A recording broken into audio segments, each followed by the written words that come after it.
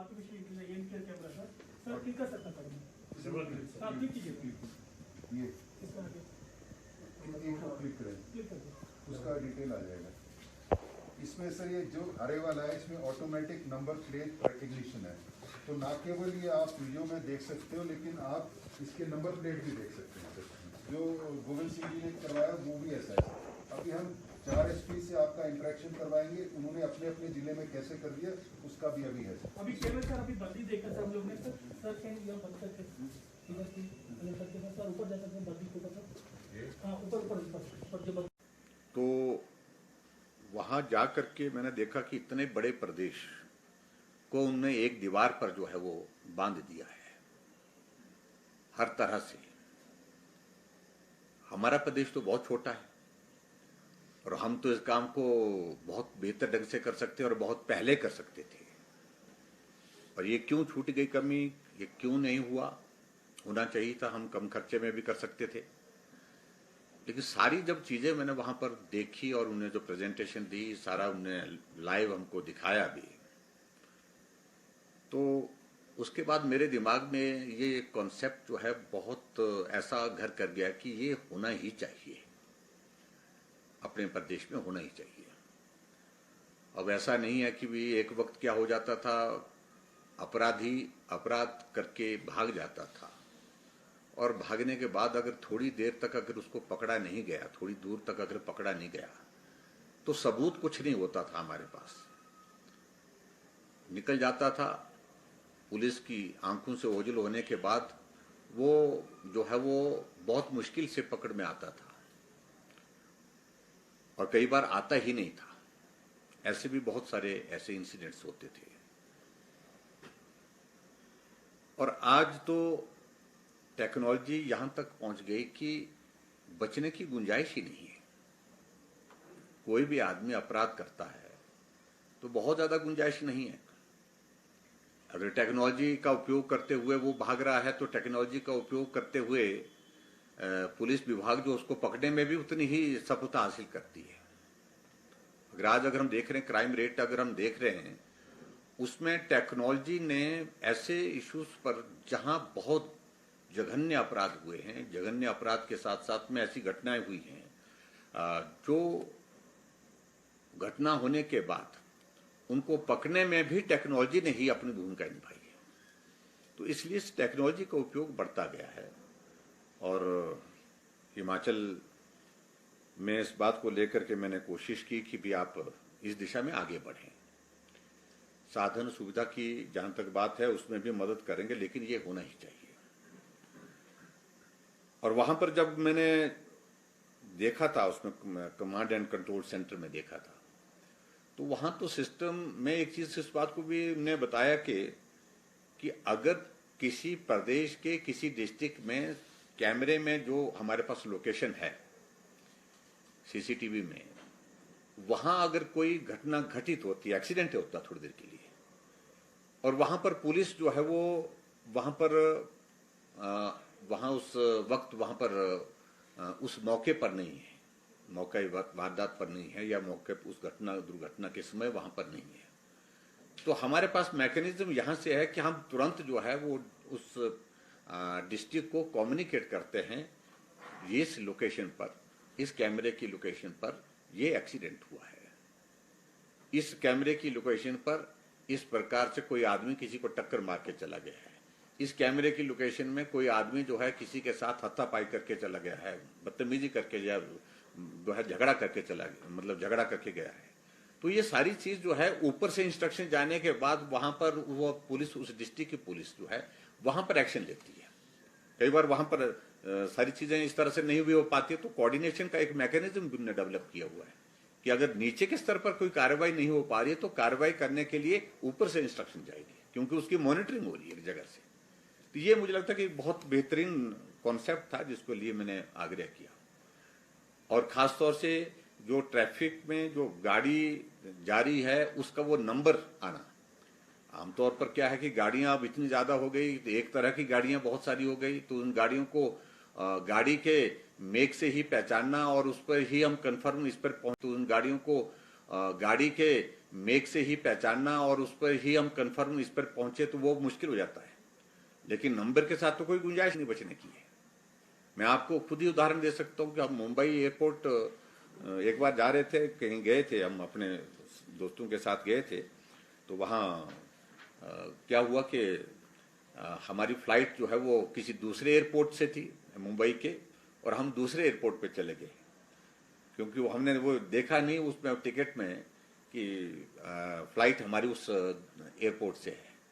और जब हम एयरपोर्ट पहुंचे थे तो गेट पे हमने अपना सामान वगैरह सारा लगेज, काफी लोग थे तो लगेज वगैरह हमने सारा उतार करके ट्रॉली में डाला। तो गेट के पास जब पहुंचे तो जब उसने टिकट चेक किया तो उसने कहा कि साहब ये फ्लाइट तो इस एयरपोर्ट से नहीं जाएगी, ये तो दूसरे एयरपोर्ट से जाएगी। तो इस बीच में हमारे पास समय इतना कम था कि उस स्टेशन पर पहुंचने के, दूसरे एयरपोर्ट पे पहुंचने के लिए समय बहुत कम था। तो हमने जो टैक्सियां थी जिनमें हम लगेज लेकर के होटल से चेकआउट करने के बाद वहां पहुंचे थे, तो वो टैक्सियां चले गई, हमारा सामान उतारने के बाद चले गई। और ऐसी सूरत में हमने फटाफट जो है वो ट्रॉली से अपना लगेज जो है वो जो गाड़ी वहां पर खाली मिलती गई, क्योंकि हम 10-12 लोग थे, जो गाड़ी हमको वहां टैक्सी ड्रॉप करने के बाद लोगों को छोड़ रही थी उनमें सामान डालते गए। 2 लगेज ऐसे हो गए जो मेजर बड़े बड़े थे, वो एक ऐसी गाड़ी में डाल दिए गए, उस गाड़ी में आदमी कोई नहीं बैठा।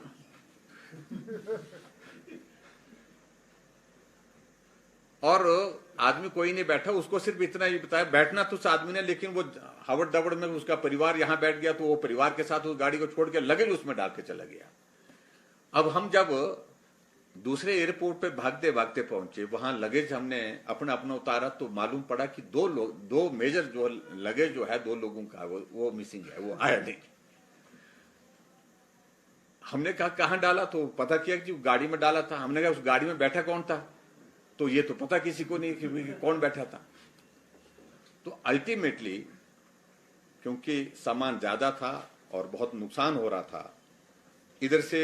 हमारा वो फ्लाइट का टाइम हो गया, सब लोग टैक्सी मतलब वो फ्लाइट छोड़े। एक निर्णय ये करने का था,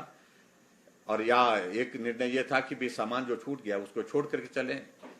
या एक निर्णय ये करना था कि भी 2 लोग जिनका सामान है वो लोग यहीं रुक जाएं, बाकी लोग चले जाएं। अल्टीमेटली हमें लगा कि बहुत बड़ा नुकसान हो गया, कैंसिल करना टिकट इसमें बहुत मुश्किल हो जाएगा। हमने 2 लोगों को उनको कहा कि आप लोग रुकिए यहीं,